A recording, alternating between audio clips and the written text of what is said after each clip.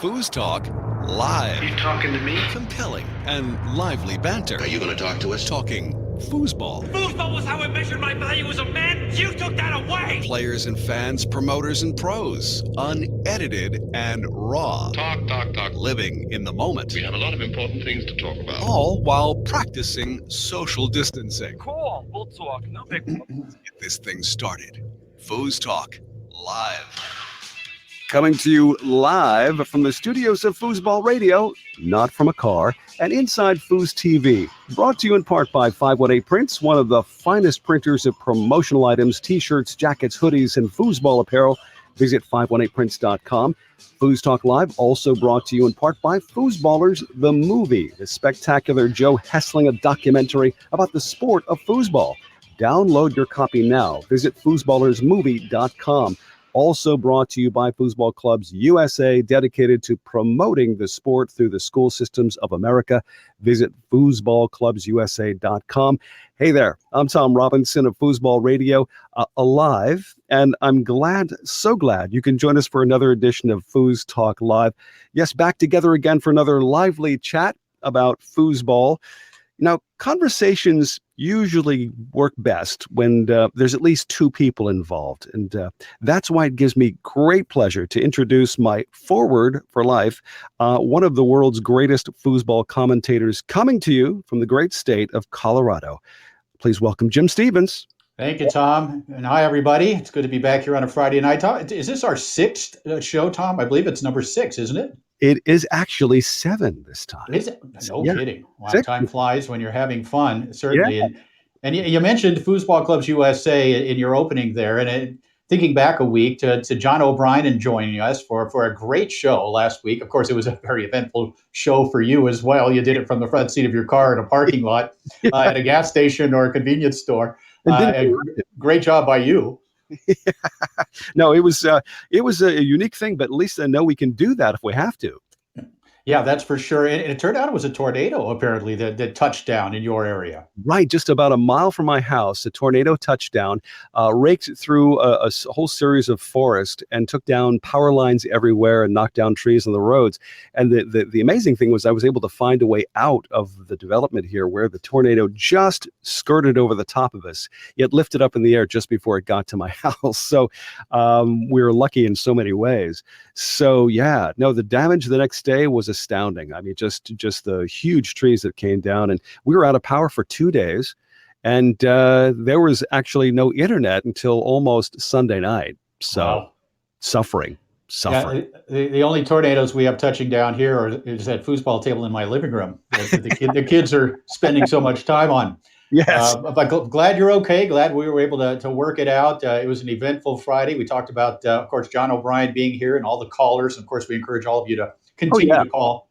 But there was so much to talk about with John that I think we're going to have him back here in a few weeks to cover even more. Yeah. John has got his fingers in just about every foosball pie these days, from the United States Table Soccer Organization to the USDSO club system, Foosball Clubs USA, et cetera, et cetera. So lots of exciting things going on from that point of view, and exciting tonight as well. We're kind of celebrating the Texas State Championships. I was talking yesterday with Steve Murray, who's going to join us here in a little bit. Yes. But both of us were sort of a little bit depressed. It was a Thursday right before Memorial Day, and generally he and I are in that ballroom, putting it together, and instead we were sitting at home and kind of harkening back on, in Steve's case, 29 years of setup at that event. I think I've probably worked 15 or 18 of those, maybe even 20 at this stage. Okay. But we were missing it. And so, we decided at Inside FoosTV to make this sort of a weekend of celebrating the Texas State Championships. We did the interview with Steve yesterday that's up on the channel. I'm going to post classic videos tonight, tomorrow night, and Sunday night from the Texas State Championships at Inside FoosTV as well. So it's sort of a celebration of one of the world's great table soccer events. Right. It's so tragic that we have to forego a tournament that's so ensconced in tradition. I mean, in a place like Texas, it's probably one of the bigger turnouts of the year, isn't it? Oh, it is. It's generally a 300 plus first class accommodation. Steve always makes sure that the hotel is, or rather the tournament is held at one of the nicest hotels in the Dallas-Fort Worth airport area.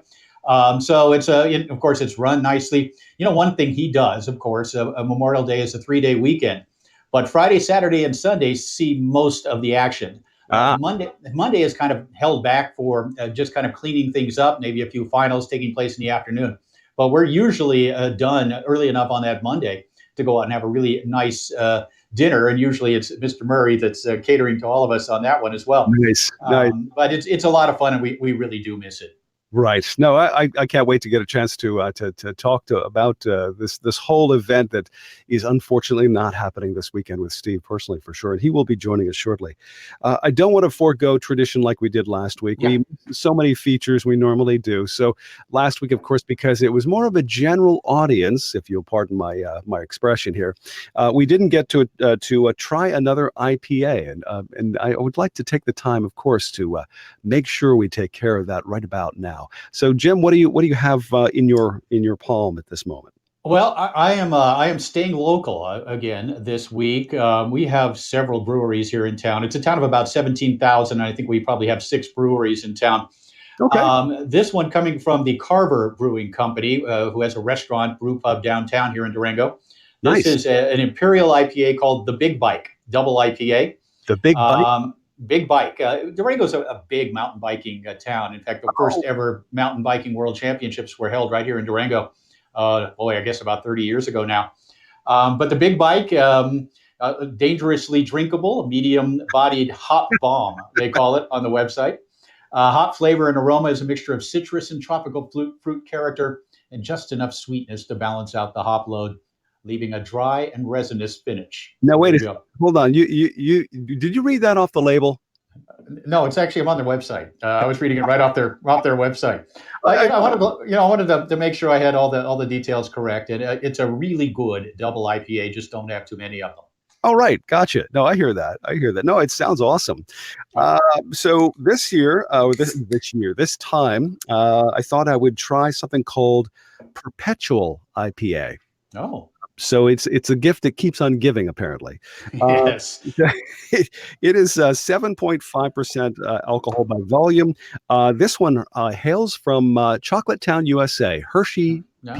Sure. Mm-hmm. Yeah, Hershey, PA. I remember going there as a kid and riding the old-fashioned wooden roller coaster they had at Hershey Park.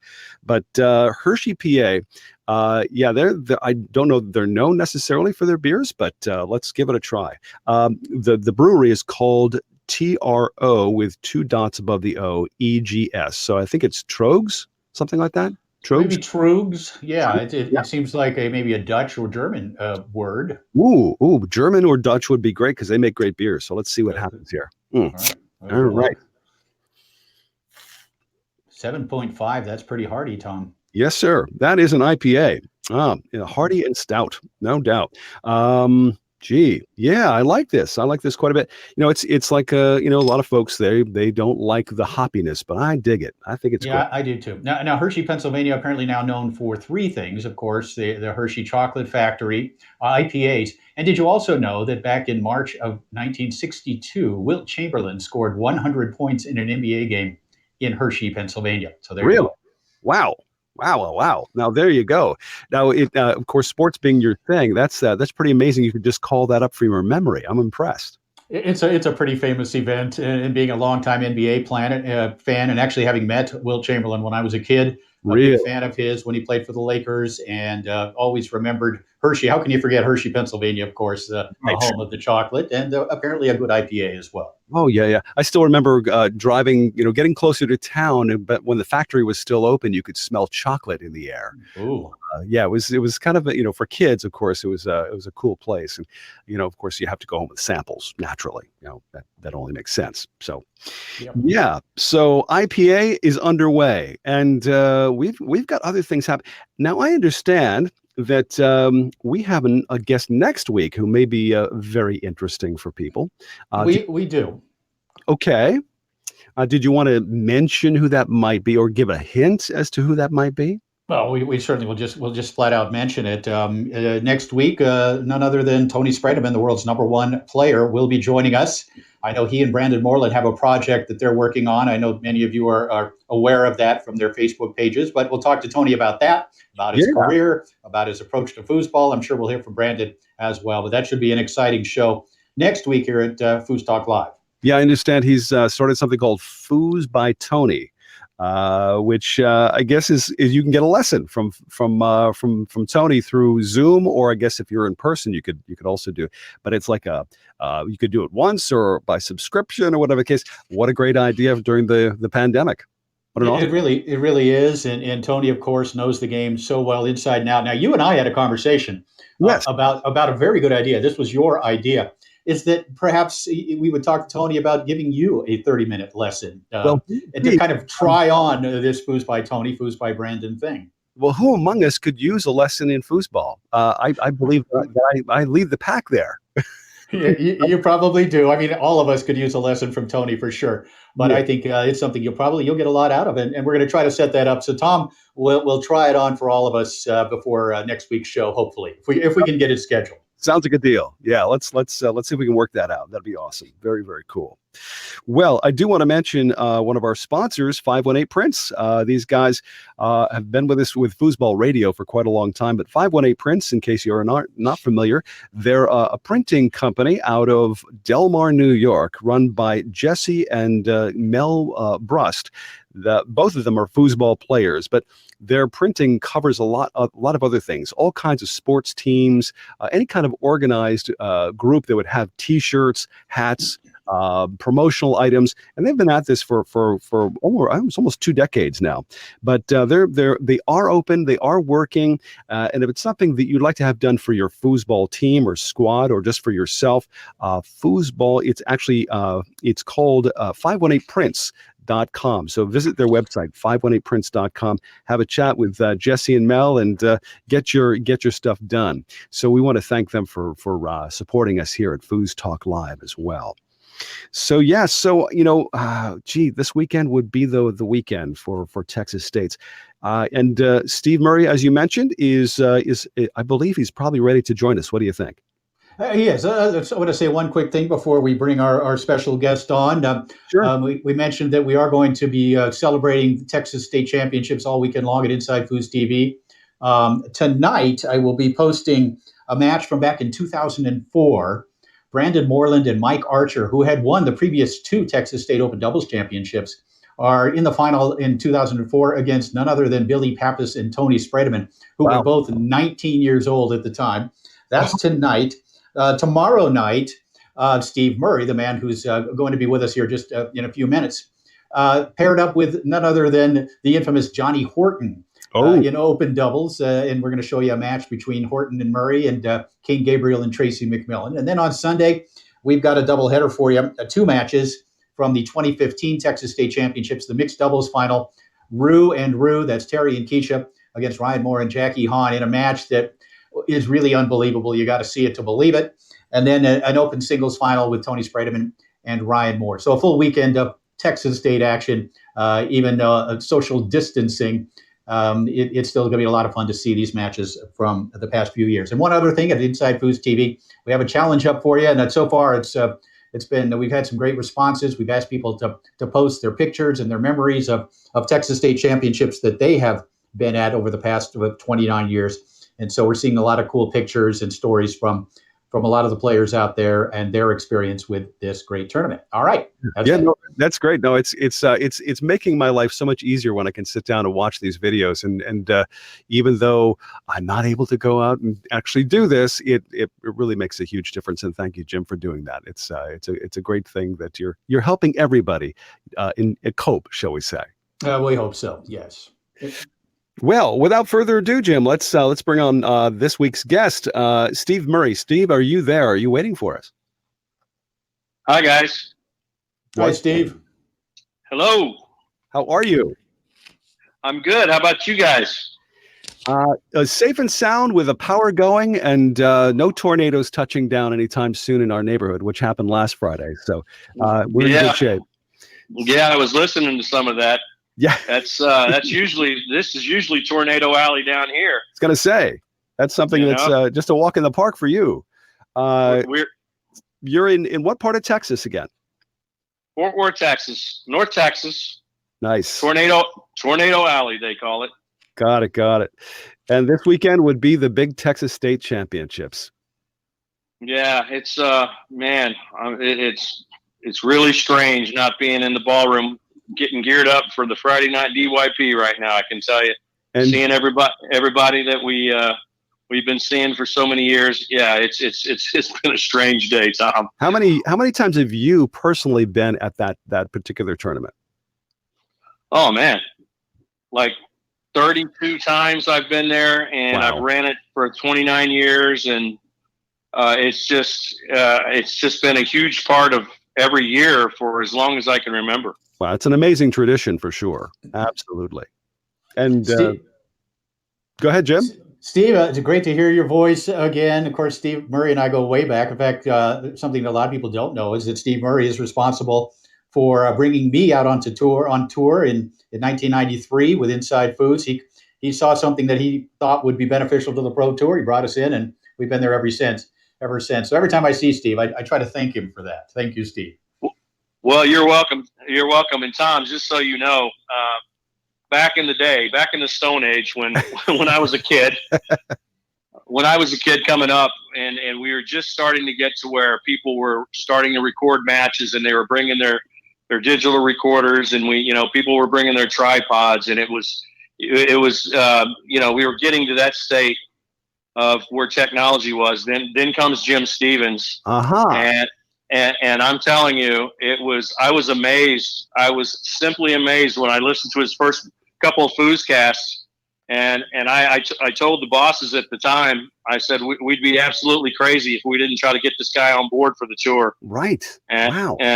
And now I'm telling you, anybody that has a tournament that, whether it be a regional or a state or one of the, like World Cup, it's just not the same without Jim Stevens doing the play-by-play and really calling the action. I can't even fathom thinking about a tournament without him.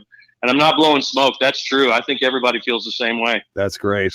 Well, I'm going to have to talk to you privately about maybe some blackmail material you might have from the past, 25 years, something like that. Oh, I got whatever you need, Tom. Don't worry. Oh, ouch. It's bad enough that Brad Anderson gets me every week, and I'm hoping to hear from Brad tonight.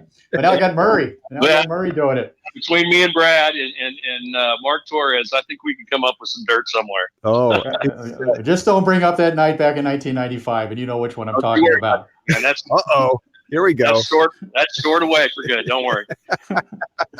For those of you who don't know, of course, Steve Murray, a Hall of Fame player, the first ever player to triple at the World Championships. He did that in 1987 when he won doubles, singles, and mixed doubles. Wow. Only one other player has ever done that, and that's Frederic Collignon, who I believe has done it 5 times. But Steve was the first. Steve also worked for the Tornado Table Soccer Company for quite a long time, I guess more than a decade. Is that right, Steve? You were instrumental in driving the promotion of Tornado, certainly when I was first involved, and then on through the 90s as well.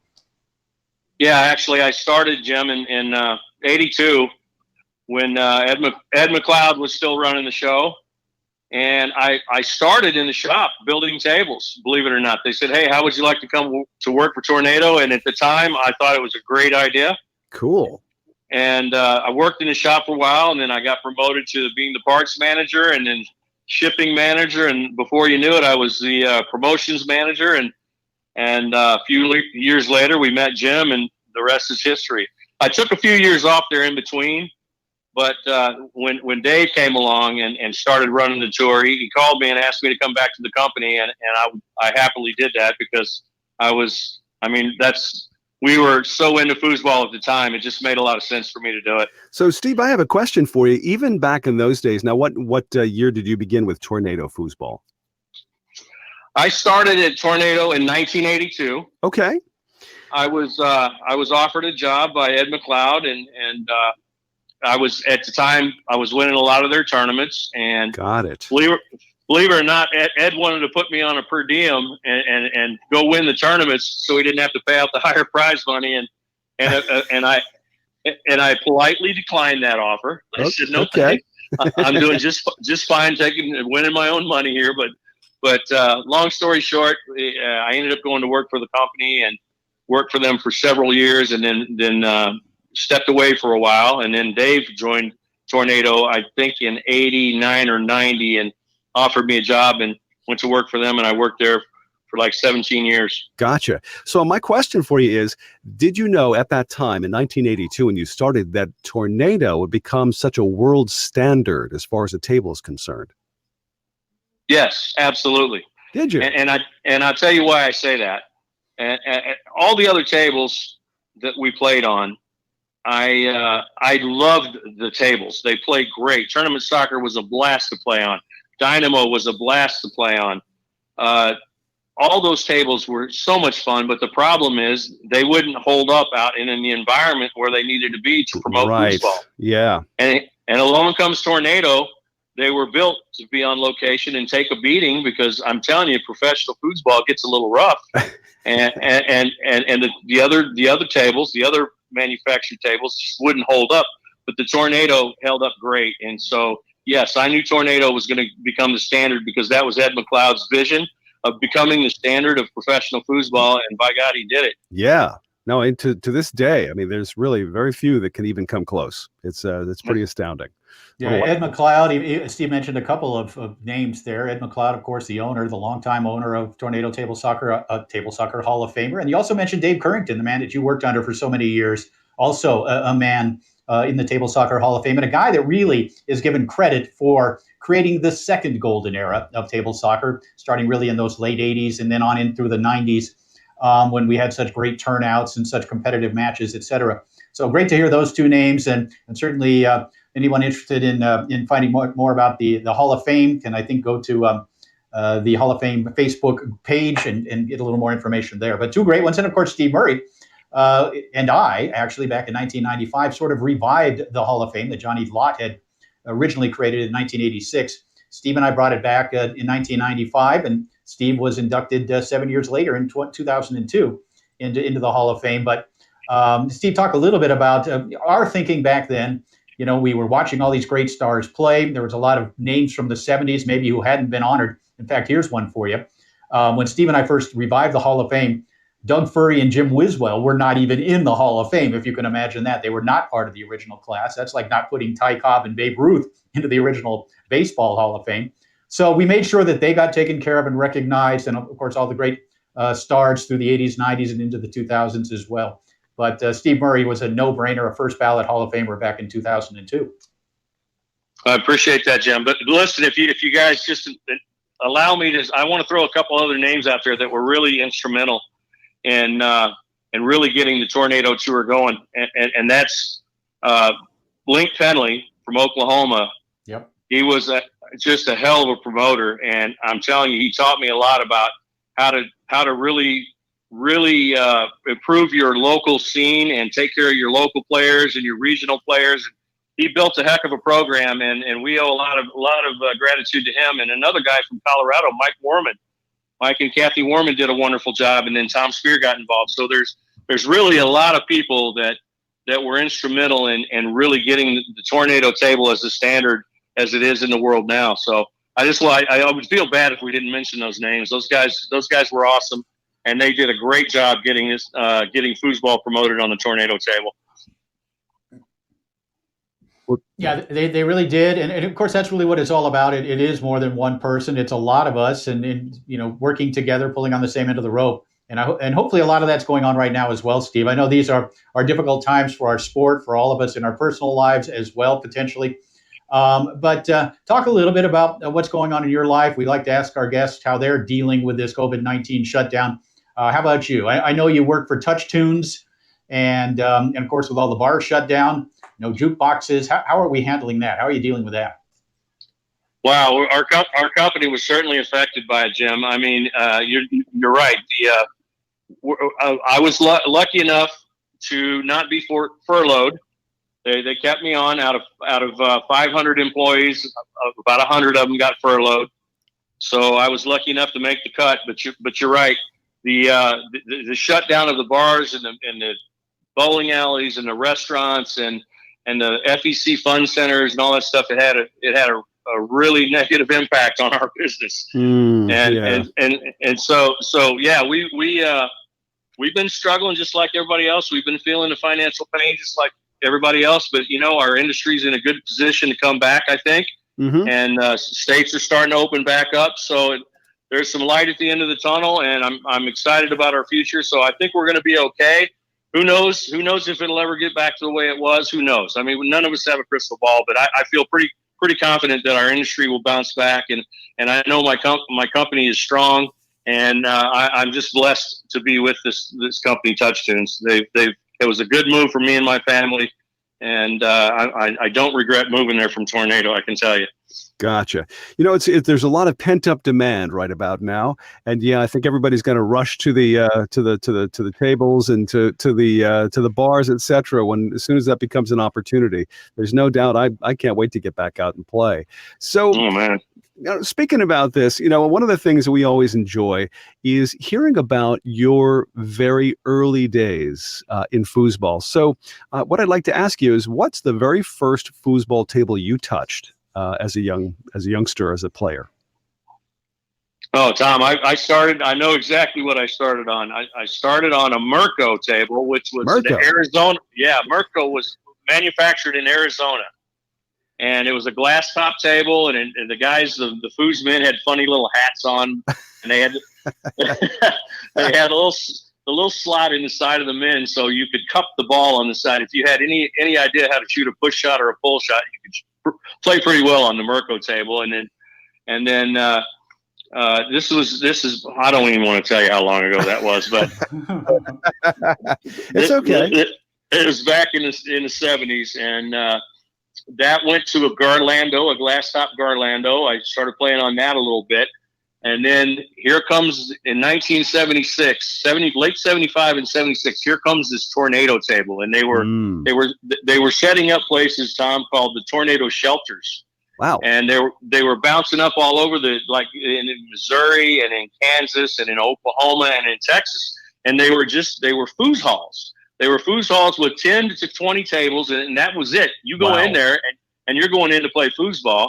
And it didn't take us long to figure out that the cool place to go with your money on a weekend to play foosball and hang out and watch the pretty girls and hold the table, put up a quarter, and try to hold the table all night long was the Tornado Shelters. Sounds like heaven to me. Wow. Oh, man, it was great. That's incredible. Wow. So when was the first time you actually went to an official tournament and tried to compete? And what happened in that first tournament you tried to compete in? Well, I basically went in there thinking that nobody was going to touch me, and we got our asses handed to us.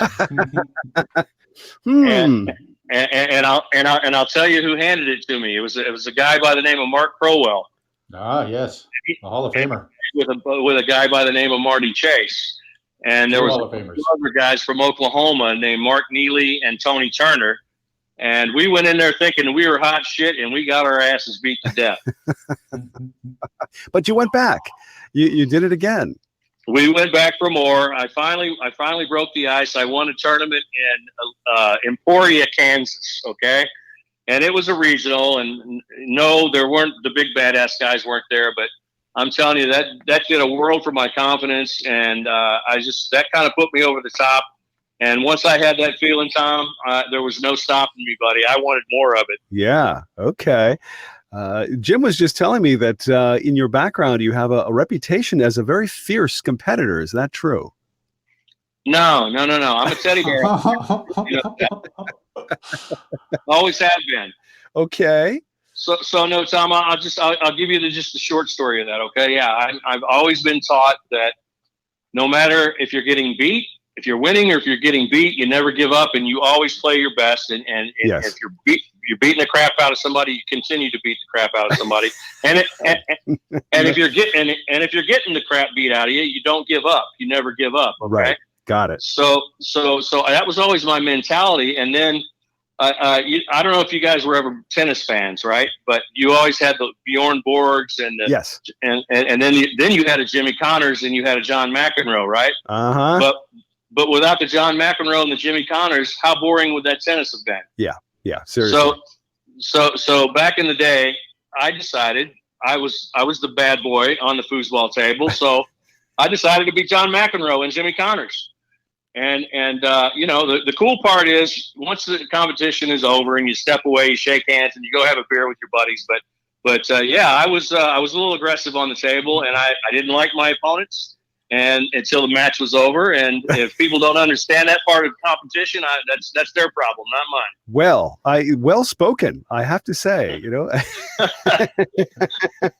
you asked. I'm just being honest. yes. You know, and the other thing is that Steve Murray, of course, still occasionally gets out there on the pro tour and competes, and he's still the same. It's still the same thing even now. In fact, you'll see that tomorrow night on Inside FoosTV when he played with Johnny Horton back in the 2014 event. And it was the same Steve Murray that it's always been. And speaking of partners, Steve, and I know you've had a lot of them over the years. You've played with almost every great big star in the history of the game. Talk about some of the partners you've had and the experience of playing with some of the greats. Oh, man. So, Tom, just before I start that, I just let you know I'm yesterday's news, and I get more joy out of watching the kids that have grown up in front of my very eyes, watching how good they've become in the world of foosball. That's what I really get my joy out of right now. But back in the day, Jim, probably Carl Peterson was an amazing partner for me. Yeah, he managed to he understood what my game was all about, and he could just take any kind of bad intention away from me and bring it on himself to allow me to compete. So that guy was probably as good for my game as anybody. I loved playing with Kevin Keeter. I loved playing with Charles Britt. I loved playing with most recently Kane. Kane was a blast to play with. I mean, there's just so many players that I really enjoy playing with. I can tell you, I really, really enjoyed playing with Gina Murray. I thought we were a pretty solid team. So I don't know, man. I just, as my game kind of, you know, it's a young man's game, obviously. And when you don't practice and you really don't dedicate yourself to the game, you're not going to be able to play at a high level with these guys, especially the Tonys and the Brandons of the world. You forget about it. If you're not on your game, you forget about it. But I don't know, Jim, there's just so many players I really, really enjoyed playing with. I'm probably missing somebody, but probably Carl Peterson was the most influential partner with me. And I don't know, Killer Miller. I won a world title with Steve Miller from Dallas. Yeah. Mm-hmm. You know, I mean, I know I'm going to miss some people. I just really don't have a favorite partner. Everybody I played with, I really enjoyed playing with. I loved playing with Johnny Horton. I'm telling you, I loved playing with the guy. He was pretty unpredictable at times, but heard the stories. Yes. Heard many stories. Such a good player, though. Such a good player. Yeah. Well, we talked about you know, Steve's early days, the triple at the Worlds, et cetera. But you know, I started going over to Europe in the mid 2000s and experienced a lot of World Cups. And I used to tell Steve, who was a very close friend of mine, about how great this was. It's something that every foosball player needs to do. And I used to tell him, I said, Steve, you got to do it. You got to get over there to Europe. You got to compete at the multi-table world championships and at the World Cup. So finally, in 2017, Steve heads over to Hamburg, Germany for the World Cup and comes home with 3 gold medals. He won senior singles, senior doubles, was part of the men's senior team that won. Talk a little bit, Steve, about your experience of playing internationally and how big of a deal it really is. Oh, my goodness. Jim, I'm glad you brought that up because I'm telling you, one of my most cherished titles in my entire life was winning with Mark Krause. That was such an amazing experience with that guy. I mean, you talk about the ups and downs of a whole tournament and the stuff we went through and the things we talked about. And I mean, that's got to be my most favorite experience of a lifetime. But to your point, Jim, I really wish, I mean, I don't look back very often, and hindsight's really easy to talk about, but I should have been a little more focused on the World Cup stuff. I was more focused on my career with Touch Tunes when I could have been maybe involved a little bit with some of the World Cup teams. Looking back on that experience, I don't have a lot of regrets, but that's one of them. I wish I would have spent more time trying to be part of those men's teams and a bigger part of that. But I'm telling you, I won with Captain Flaherty, and I'll never forget the experience I had with Mark Krause, and Brendan is our captain. That's my most cherished experience ever, and I wish I waited so long to do it. Yeah, man. And representing your country, that's the other thing. That's got to be an amazing feeling. Amazing Oh my feeling. goodness! I just can't even describe it. That's just when your country calls. Guess what? You go. Yep. Absolutely. No, it's such a great experience for everyone. And again, we recommend it. If you can, you should. And whether it's as a player, a fan, or whatever, you got to get a taste of that experience of the World Cup. Getting back a little bit to Texas State, over the past X number of years, you have kind of co-promoted the Texas State Championships with your good friend David Radack, who I think is scheduled to join us here. So keep your eyes open there, Tom. Sure. But you talk a little bit about working with David Radack, who is a pro player, a very good player out of the state of Texas, very smart guy. Talk a little bit, Steve, about how you and David have put your brains together over the last decade or two or more in really making Texas State so special. Well, I tell you what, Jim, honestly, it didn't take me long to figure out that I was a logistics guy and behind the scenes guy. And David was an analytical guy, and he was definitely the brains of putting together our formats and making sure that we could put together a format that was pleasant for the players and competitive. And I can't even imagine not having him there. David Radack is probably as important to the success of Texas State than anybody. So they always push me out front. Yeah, it's Jim. You're always saying Steve Murray, but I'm telling you, Dave Radack, and some people behind all the scenes there. They're very instrumental in it. But I'm telling you, if David wouldn't have been there, this tournament wouldn't be running for 29 years. He's that good as a tournament director, and he should go in the Hall of Fame as a tournament director. You know, it's a good thing you're saying nice things about David because he's with us now. David just joined us on FoosTalk Live. Welcome, David. Hey, guys. How's it going? Hi, David. How are you? Good to hear the kind words from Steve. I rehearsed him well for that. So he's following the script just as I wrote it.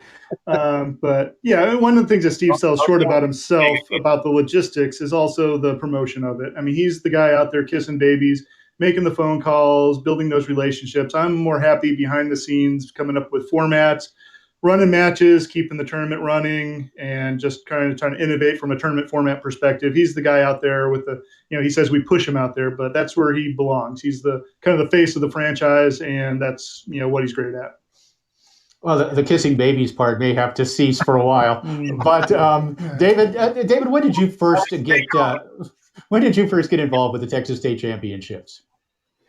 Well, I guess my first memory of Texas State was when it was still a Tornado run tournament. That's when Dave Currington was running it. It was run out of a Clicks Billiards. God, had to be back in 91, 92. I think I just was an amateur player. I had just gotten, I think, second at Worlds with Randy Bentley in amateur doubles and ran into that Texas State, thinking that we were gonna run through that. And that was kind of the first taste of Texas State. And then when Tornado stopped running it, Steve kind of stepped up with Clicks Billiards. And, I was, involved with Steve, trying from a local promotions perspective, and just kind of lashed onto his coattails, and the rest is history there. And I want to kind of paint a picture of Steve Murray on setup day, all right, on the day that we are setting up a tournament. Now, remember, Steve Murray comes from the Dave Currington school of running tournaments a little bit. So talk a little bit, David, about how Steve is on that first day when we're in that ballroom setting up the tables and everything else. Give us a bit of a paint a picture for us about Steve Murray in setup mode. Well, I mean, I guess the biggest thing is getting that phone call. God damn it, David, where are you at? I need you here right now. And, this is like 3 days before the tournament even starts. So, and, it's like, Steve's the guy that's putting his name on the line. He's putting his name on the contracts. He's under a lot of stress until, we get all those room nights accounted for, all those people checked into the hotel, all the bills paid. He's the one with his reputation and his, his name on the dotted line. So he's he's a bit stressed out, but usually around Saturday night, that's when, we have a good idea that we've got the turnout we need, that, we're going to have our ballroom paid for by the hotel, and, we can kind of start to enjoy the tournament a little bit. But yeah, up until then, it's a bit rough, and, rightly so. Well, I missed every bit of that, and it's probably a good thing that I did. But hey, You probably would have started crying, Steve. We know at every Texas Legends ceremony, and there's a Texas Legends of foosball ceremony at every Texas state, going back, I guess, more than 20, 25 years now, probably. And it seems every Texas state, and I host a lot of them, but a tear or two always comes to the eyes of the very sensitive, the teddy bear, Mr. Murray. And talk a little bit about, David, if you would like to pipe in on this, about the advent of the Texas State Legends, and how that came about, and some of the names that are on that list. Well, first, let's talk about the teddy bear, Steve Murray. And, one of the fun things, because, Steve does run a lot of local events at his house for all his players, at Texas State, after Texas State have a gathering or a Super Bowl foosball party. And my favorite thing to do is, while he's, working the room, I go off and find his Hall of Fame induction tape, and I pop it in the DVD player and start that playing in the background. And that's where the true joy is, because, Steve is just watching him getting inducted into the Hall of Fame, just tearing up. It's really an amazing sight to see. And, we like to give him crap about it, but it's good to see. And, everyone, his reaction is the best part about it. It was hard to see the tears in his eyes because he had those dark Ray-Ban sunglasses on for the entire ceremony. But strategic. Yeah, exactly. Well, since we've got you both here, I think that it's only fair when it comes to being promoters. I'm always curious as to what really what makes a great tournament. How do you know? Of course, after all these years of doing that, what is it what are the ingredients that have to come into play to make a great tournament? Steve? Okay, I would say, look, first you got to have a good venue.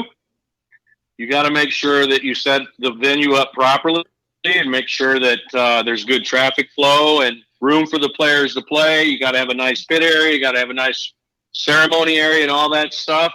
And that's like I said, that's logistic stuff. But I will tell you, what's more important than that is what David does, and that is having a format that can bring players in, and they know that they're going to play in one of the most competitive events they've ever played in. Yet they're going to come in there and they're not going to sit around. They're going to play their matches. When they get warmed up, they know that they better be ready to play. But without his format, Texas State would not be what it is.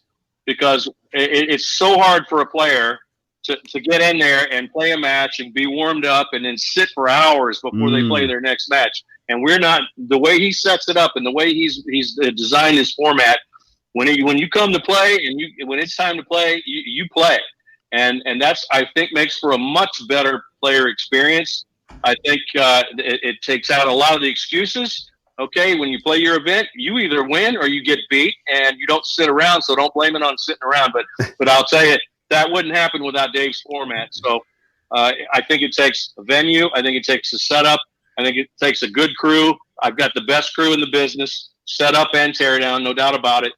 And then if I didn't have David and Brittany and Jason, all those guys running the tournament, Donald Wilson, all those guys, we wouldn't be what we are. But that's the recipe for a great tournament. Yeah, and just to add on to that, I think it's a lot of kind of competing, segments of the foosball population as well, because you want to be family friendly, and that's a huge focus from us at Texas State. We want to have a big entertainment room with, air hockey, ping pong, arcade games that Steve pulls in from his contacts, a jukebox out there for the real family friendly atmosphere for the kids to be playing on. But we also like to do things for the top players, because they're the guys that have invested so much in the sport, and they really deserve, some of the, the perks that unfortunately it's hard to give in such a kind of a, small sport like foosball is. So, we do things like a master by your partner, where, it gives the opportunity for rookies and amateurs and experts to play with some of these top players in big money matches. But it's also a way for these top players to get a little extra money coming in. The BYAP is free for them. All their entries are free. We just take their entries out of their winnings. That we were the first tournament to do that, to try to reward these guys for everything they put in, to make it easy so they can come to these tournaments, because the players really enjoy these top players, and seeing them, watching them play, getting the opportunity to talk to them. So it not only is for them, but it's for the other players as well, because that's what really makes the sport great. Is there's no other sport in the world where I can start off, be an amateur, just playing a year in this game and play the Tony Friedman, the best player in the world. And there's no other sport out there like that. And just the exposure that the newer players get to these top players, that's what really makes our sport special. And that's one of the things that we really try to encourage there. So, that, and as Steve mentioned, the format's important. We want to make sure that people aren't playing one match and sitting for 6 hours, or not playing any matches for a while. So our format's really designed that if you're going to do well, then, you may have to wait a little bit. But if you're going to be out in 2 or 3 or 4, then we bunch through those and you can get on with your day. You can take a break. You can go up to your hotel room. You're not glued to the tournament room, which unfortunately, that's how we find ourselves a lot, at some of these big tournaments, when there's just, so many events and so many conflicts. It's hard to do without a really good format in place. So before the advent of the computer and digital technology, how did you do all this? Oh boy, I worked for Tornado when we still did tournaments with the card tree and the cards. You would have someone at the card tree going through all 60 tables, looking to see if that person was in a match, and if you conflict, you handed it over, they'd call it out, and half the time it'd still be a conflict. And wow. It was a mess. And I was also there for the first Worlds, where we used Ron Escobar's original software, and I believe I think it was Carlos who stumbled by and unplugged the computer accidentally, and that set that tournament back about 8 hours. I remember that. Yeah. Yes. You're listening to FoosTalk Live with Jim Stevens and Tom Robinson. We're joined by Texas State promoters Steve Murray and David Radack. You mentioned, David, about how fun it is at Texas State, and that really is a big deal for you guys. You want to be able to bring the family in. You have all the games set up. You mentioned billiards and, of course, ping pong. Don't forget about cornhole, the worst name ever. In fact, I saw ESPN yesterday, and they were having a cornhole event, and the players had masks on. So apparently it was either live or it was recorded this week, but they're out there. These cornholers, worst name ever, are out there. But that is something else. And it really is about having fun. It's about return clientele. It's about people having a good time, telling their friends, making sure they come back next year. And that's really a lot of what foosball promotion is about, giving them a good time. Yeah, understood. So let me comment on that, Jim. Me being the old guy around here, I have literally watched what I call my kids, those kids now are in their 40s and they have kids, and everybody knows how important and how hard it is when you have family stuff. So we wanted to make it a family friendly event, right? Because look, it's tough. It's tough when you have a family and you can't just leave for 3 or 4 days in a row. So we decided to do whatever we could to make sure families could come, enjoy themselves, give the kids something to do. But I'm telling you, I get my most joy these days out of looking at the Terry Roos of the world and the guys that bring their kids to the tournament. And I remember when they were kids. Yeah, they were kids when I started. Okay. And now they're bringing their families, and it's just wonderful. I get so much joy watching them, and they've all grown up and they got wonderful families. And I mean, just look at the Roos. That's a perfect example. Mm-hmm. Mm-hmm. That's a great example. So if you don't mind me asking, since we're here to solve the world's problems, I can't help but we can't ignore the 800-pound gorilla in the room. Foosball was huge in the 70s and early 80s, and then it died. What happened, and how do we bring it back? Ooh, boy, that's a tough question, Tom. Well, what we hit on earlier, we talked about foosball in its heyday. when they had the $1 Million Tour, they didn't have the $1 Million product. Mm-hmm. They had distribution support and all that stuff, but unfortunately that well dried up because the equipment wouldn't hold up, and it wasn't a good investment for the amusement vendors and operators that would put it on location. So that well unfortunately dried up. I think we have to find a way to bring in some sponsorship somewhere, and it's got to be outside of all of us tournament directors. It's got to be somebody that, I mean, if they're sponsoring cornhole, do you think we can get a sponsor? Maybe. Okay, but yeah, you know, we've got our grassroots group that shows a little growth, but not near enough growth to bring this game to prominence that it deserves to be. So I don't know what the long-term answer is, other than we got to find a way to market this thing. Foosball movie is a great start. Yeah. I mean, thank God we got that thing.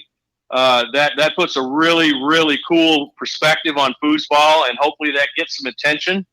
But man, we need to attract some sponsors, and we need to get going here. But I don't know what else the answer is, Tom. That's a tough one. Yeah, it is a dilemma. Yeah, I mean, you got to factor in what John O'Brien is doing with Foosball Clubs USA, of course, as well. The scholastic program that we would hope is developing players moving forward. Also, I think the USTSO, having an independent federation, is vital in any plan that we have. To even get your foot in the door of a sponsor, you have to be affiliated with an official entity, such as a federation. So these steps, and hopefully during this process, during this COVID-19 shutdown, a lot of us are having ideas. There's things that I think we can do, hitting the ground running once we do resume, that we can move in the direction we need to. And of course, as Steve says, it's so important to get that sponsor, but we got to take care of some other things, build that foundation before we can even get our foot in the door. But I think a lot of us are working in that direction. I know I am, and I know there's several other people around the country who are really focused on this right now. Joe Hessling, the director of Foosballers, being one of them. And as Steve said, that's also a very important part of the puzzle. So tough question there, though, Tom. Yeah, well, these are the things that we kind of have to contemplate when we exist in this world right now. It just seems odd that it's not working better. But I wanted to welcome another caller to FoosTalk Live. Brad is back with us. Brad is a longtime listener, longtime caller. Hi, Brad. Welcome back. Steve Murray. What What can be said about Steve Murray that has not been muttered under the breath by countless players over the years? I miss you, Brad. I miss you a lot, buddy. I have one question for you to start off with. How many people have you made cry over the years? Oh. Not including your wife. Brutal. That's brutal. Oh, wow, that was dirty. Okay. That's how it's going to be, right? I can break that I'm talking about foosball tables now. I can break that down in decades, okay? I knew you'd know this. That didn't care about anything but winning, probably a whole bunch. Started to mature a little bit in the 90s, I say a little bit, probably fewer. When I got into 2000, I started getting soft. Yeah. So I probably the list got a little less then. So now fast forward to 2020, I'm a tester. My favorite story from Steve's past, as far as maybe intimidating, maybe making someone cry, was the finals of nationals in open singles, where he's playing Bill Partridge, who I think was an expert at the time, who won the winner's bracket. And Steve's coming back and double dipping him. And, this is when a rollover was relatively new. And Bill Partridge was one of those, first guys that really shoot a rollover on tour. And Steve blocks a rollover up, and it hits Partridge in the eye. And Steve yells at the top of his lungs, "In your face!" And for the rest of the match, both sets, that went pretty quickly after that. You could just see Partridge touching his eyes, wiping the tears away, and that was just vintage Steve, and it was great. It was. See, I knew there was a definite answer to that question. Spontaneous, man. Wow. This is your life, Steve Murray. Hold on. That's right. I will say, been trying. I will. Oh, go. Sorry. I will say that I was planning on being there this weekend. I was going to ride the bike down, but obviously that's not happening. I will put in my 2 cents. It's one of the best tournaments ever. I mean, I used to go to a lot of tournaments. I go to very few these days, but Texas State is always one I go to. It's so well run, and Steve treats everybody so well, and it's such a great event. So it's going to be missed this year. Yeah, that's for sure. Thank you, Dad. We miss you too, buddy. We miss you a bunch, man. You ride your bike on that, you can stay at my house. No, sounds good to me. And you're talking about when how Steve is on, let's say, Friday afternoon versus later in the weekend. I learned very quickly, just come into the room, say hi, and get the hell out of his way. But as Mr. Radack said, catch him Saturday evening, you're probably going to drink for free. Ooh. Timing's everything. There'll be hugs Absolutely. involved. Now, I can attest to the fact that Brad Anderson really, I don't see him that often anymore, but I always see him at Texas State. And Brad, that is a long way to pedal your bike. That is a long Yeah, it distance is. from St. Paul, Minnesota. I'm a bit winded by the time I get there, but it's, I don't want to miss that. Brad, you're a trooper, brother. We miss you, man. Well, next year, Yes. I will definitely be there. Ever. And speaking of, yes, let's talk a little bit about next year. I know you've already announced that of course, the tournament will be held next year. If unforeseen circumstances, could get in the way again. You never know. But you're pushing it up to a 30 grander in honor of the 30th year of the Texas State Championships. You've got some more great ideas in terms of how to have more fun at the event. Talk a little bit about both of you looking forward to next year. So, David, you want me to go first? Oh, of course. You always go first, Steve.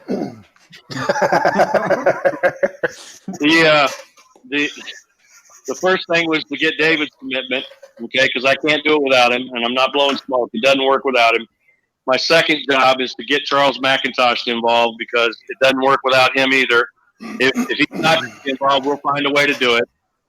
But I've already been talking with hotels, and we're going to try to do some extra perks for some special people. And I don't want to get into that right now, but not only are we going to increase the prize money, Jim, I hope we can turn it into a 40 grander, okay? With a good turnout. With a good turnout, if we pay the bills, we will put every dime of that back into the purse. And that's going to be our appreciation of the players. And we're gonna have a party for Charles. We're gonna have a party for Tom and Christina. We're gonna do it upright for the Hall of Famers that have been a huge part of our events.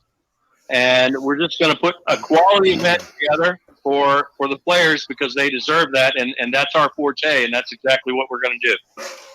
Well, that's awesome, and we're all looking forward to it. In fact, I suggest all of you put that on your schedule, your reminders for next year. Brad Anderson, Brad, thanks for joining us here tonight. And we'd love to hear from any other callers out there that like to get in with Mr. Murray and Mr. Radack. Have a good evening, guys. Thanks, Brad. Bye, Brad.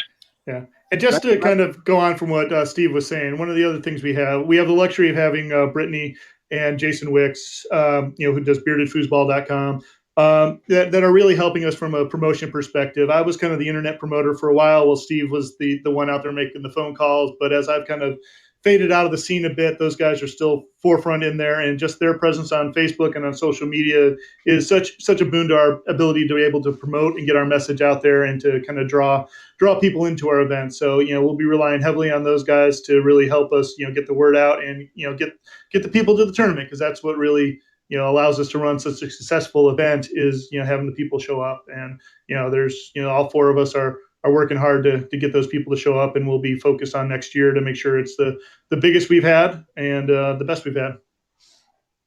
Amen. Well, that's exciting news for all of us in the foosball world. It's hard to look that far forward. I know we kind of have to and continue to plan things, whether or not they'll happen. Of course, that's far enough off, one full year, that you would hope that we are somewhat back to normal by then. Tom, you got anything else for Steve and David? Well, I think that first of all, I want to take the time as a fan of this game to thank them both for all the effort they've been putting in all this time. Clearly, this is a labor of love, and kudos to you guys. Applause for what you do. And I now feel like after hearing what you guys have to say, I want to make the pilgrimage next year and get down there in whatever way I can to just see what happens. Tom, get down there. Come down as our special guest. I can promise you one thing: you will have a very good time. Okay. You will experience a quality event, and you will have some Texas IPA in your room when you check in. Nice, Texas IPA. Okay. Are you imbibing on one right now? By the way. No, I'm sipping on a little Crown Reserve. All right. Okay. We're not having to run a tournament tonight, so I'm gonna have a couple cocktails with my wife, and we're probably gonna watch a movie and try to keep my mind off Texas State. Oh, man. I feel for you. I really do. And you mentioned your wife, of course, Gina Murray, a Hall of Famer in her own right. You guys met way back in the 1980s, playing foosball and won big major championships, world championships together. Talk a little bit about your wife, Gina, not only from a foosball perspective, but you guys have been together for better than 30 plus years, and talk about what a great partner she's been for you. Geez, man, there's nobody that loves to play foosball more than Gina. I guarantee you that. Yeah, she's one of my challenges with the format, because if there's 12 events that Gina can enter, she's going to want to play in all of them, and she's going to do pretty well in all of them. So yeah. Interesting. She's a quality player for not being able to get out and play in a lot of regionals and stuff like that. It's been amazing for me, and obviously I'm a little biased here, but I've watched her firsthand play at such a high level for so long without really being able to get out and hit the regionals and hit the locals. And yeah, sure, we got a table here, but it's not the same thing if you can't get out and really get practice on the in competition.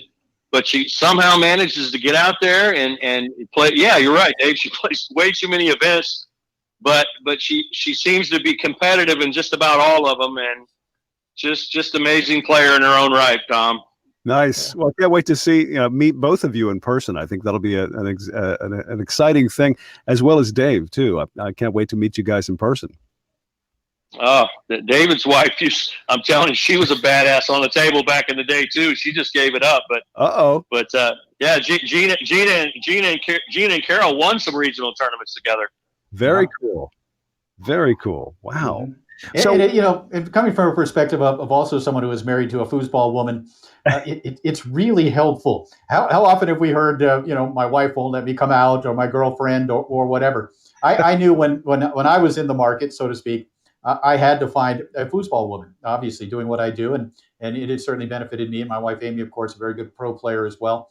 But married couples, there's only one other married couple that are in the Hall of Fame besides Steve and Gina Murray, and that's Terry Moore and Tiffany Moore.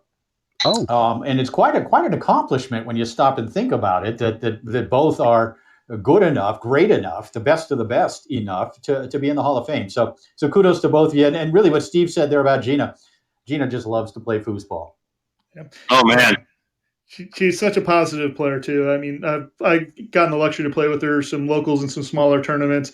If I was better, I would have played with her in any mix that she wanted to play in. But she could definitely do a lot better than me, even in my prime. But she's so positive, and she's such fun to play with because she's just so encouraging. So it's always a good experience to play with Gina. I really miss that. Yeah, we're enjoying the fact that there are so many great female players as well, as far as the pro level is concerned, including Liz Hill Moore. We had recently on FoosTalk Live. What a terrific lady! There's just a class act there, and of course, a lot of the other female, the women players that are out there doing this. It's such a great thing for the sport. There's no doubt about that. No doubt. And Tom, did you realize that Liz is not only a Hall of Famer, she is also a Texas legend, and she lives in Oklahoma. Really? Yeah. How about that? Yeah. I had no idea. Mm-hmm. Yeah, we've put some out of state people in there only because they've been an enormous part of our tournament, and they've left such a mark on the Texas state we had no choice. I mean, they deserve to be in there, and we're blessed to have her in there. But she's in there. There's several other out-of-staters, but Liz is certainly one of them, and she's come down here and played in many Texas states, and we hate when she's not here, and we're always happy when she is. Right. Awesome. Fantastic. Well, guys, this next year is going to go fast. And the next Texas State tournament is going to happen. It's going to happen. That's all there is to it. Amen, brother. Yeah, and we're all going to be there. Maybe we should do a live broadcast from the Texas State tournament. What do you say, Jim? Let's do it. I'm in. Absolutely, I'll be there. Yeah, and I miss being there this weekend. Of course, I miss going up and complaining to David Radack about putting the wrong matches on table number 1, and I miss Steve Murray bossing me around when I'm trying to hang a banner. But only for a day and a half, Jim. Only for a day and a half. A day and a half, and then it's on. But I really do, and this is always one of my favorite tournaments, and has been for so long.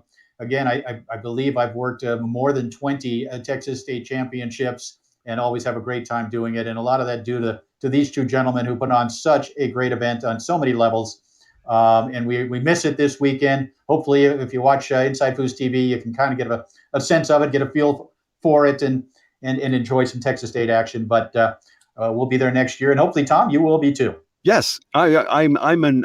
Well, unless I get hit by a tree from a tornado, I'll definitely be there. Yeah. Tom, we would love to have you as our guest. I can promise you'll have a good time, and you'll experience a very, very competitive first-class tournament. Awesome. Thank you so much. Well, Dave and Steve, are there things that you would like to say at this point to FoosTalk live audience that are all foosball fans, obviously? Anything you'd like to say to them about the future of foosball? Yeah, I'll start, Dave. I'll start. I'm the eternal optimist. I think we get through this year and things are going to get back to normal. We're going to figure out a way to get back to the way we do things. And I can see that people are just dying to get out to play foosball. So go support your tournaments when they make it okay. All right. Mm-hmm. Be smart about it. Be smart about it, obviously, but get out and support the tournaments. And I promise you one thing. I miss seeing your smiling faces this weekend, but it's going to make it even that much more special next year. So God bless you all, and thanks for the time, Tom. I really appreciate it. Oh, our pleasure. Absolutely our pleasure. And Dave, what would you like to say to FoosTalk Live listeners right now about the future of foosball? Well, I mean, as Steve said, it'll be great that we get back to where we were before this all started, but we need to get past that as well. We need to support the USTSO. We need to support foos clubs, and we need to really find a way to build up the sport from the ground up. That's schools, that's colleges. The bar scene is the past. We need to find a path forward that doesn't rely on that, and doesn't rely on the coin up end of foosball to really be kind of the bread and butter and the breeding ground of the sport. And it's up to each of us. If everybody brings in 2 or 3 new players, then that's how we grow our player base. And it's every little bit helps, and everybody can be a part of it, and everybody needs to have an eye towards that if they want the sport to grow. And it will be a win-win situation, no question about that. And I mean that in many ways. Well, Jim, what about yourself? What else would you like to hear from Dave and Steve before we let them get back to their cocktails? Yeah. Well, no, I just want to remind everybody to head over to Inside FoosTV this weekend and enjoy some Texas State matches from the past. We did an interview yesterday with Steve Murray that is also already up there on the channel. And it's not quite the same, obviously, but it's still a little bit of a taste of it as we celebrate one of the great tournaments in all the world, the longest running tournament in the entire world, the Texas State Championships here this weekend. And I have a very positive outlook of things moving forward. And I think a lot of that certainly involves what David and Steve are doing with the Texas State Championships. And I really believe that we're all going to hit the ground running when we come out the other end of this. So again, David, I miss you. Steve, I miss you. But we're going to see you 1 year from today, if not earlier, as we resume that Texas State string of tournaments, which would be at 30 years coming next year. And just a reminder to both of you that the door is always open on FoosTalk Live. We're doing this every Friday at 8 o'clock. So if you can make it, we love to have you anytime. I appreciate that. I'll chime in. You'll be surprised one of these days. I'll chime in. And it's been a lot of fun, and I look forward to you coming down and joining us for Texas State. And Jim, thank you for everything you do, buddy. You're keeping foosball alive. And everybody, please support Jim Stevens and Inside FoosTV. He's the best thing that happened to our tour in a long time, and we just need to support that. So thanks, Jimmy. I miss you a bunch, and I will talk to you guys later. David, stay safe, and old dad is out of here. Thanks, old dad. Thanks, See you, buddy. Take care, buddy. Talk to you soon. All right. Thanks, guys. Thanks, David. Thank you. Pleasure to meet you both. Well, Jim, I got to say, this is one of those, shall we say, groundbreaking episodes of FoosTalk Live. Another fantastic conversation about the sport. A lot of great stuff there. A lot of great stuff coming from two very intelligent foosball men, very experienced guys who have been involved with the sport for more than 3 decades. And I think we can feel confident in moving forward that the Texas State Championships is not only going to be a great event, it's going to be even better than that starting in 2021. And great to hear both those guys. And we really miss being there, as I'm sure many of you listeners also feel that. But it was nice to get a little taste of it, Tom. And again, that's part of the reason why we are celebrating the Texas State Championships this weekend. Absolutely. And their enthusiasm is contagious, by the way. It really is. Like you're going to be there. You're going to be there. I can tell. Be there, yes, absolutely. I can't wait to meet these guys in person. I think it's going to be a blast. Yeah. But yes, so FoosTalk Live is back again next week. We're going to be doing this again. It is a great way. It's cathartic for both Jim and I to be here to talk to you about foosball, of course, because we can't do anything else at this stage. And next week, we have this wonderful show in store with the number 1 player in the world, Tony Sprademan. Not only a fantastic player, but a super nice person. If we can kind of rewind back to the very first episode of Foosball Radio, he was so gracious to be our first guest. What a nice guy. I mean, just normal human being. But yeah, so next week, Tony Sprademan will be here with us for FoosTalk Live, talking about this new project called Foos with Tony. Yeah, Foos by Tony and Foos by Brandon. Brandon Moreland is the world champion, the current open doubles world champion on the Tornado table. Those guys are offering up lessons over Zoom or FaceTime or whatever.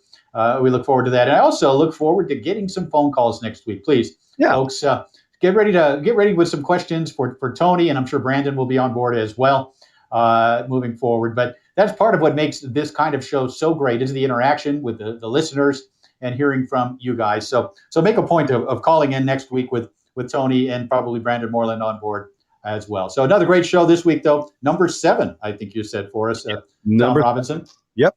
Lucky 7. And again, thanks to Steve Murray and, of course, his partner, David, for joining us.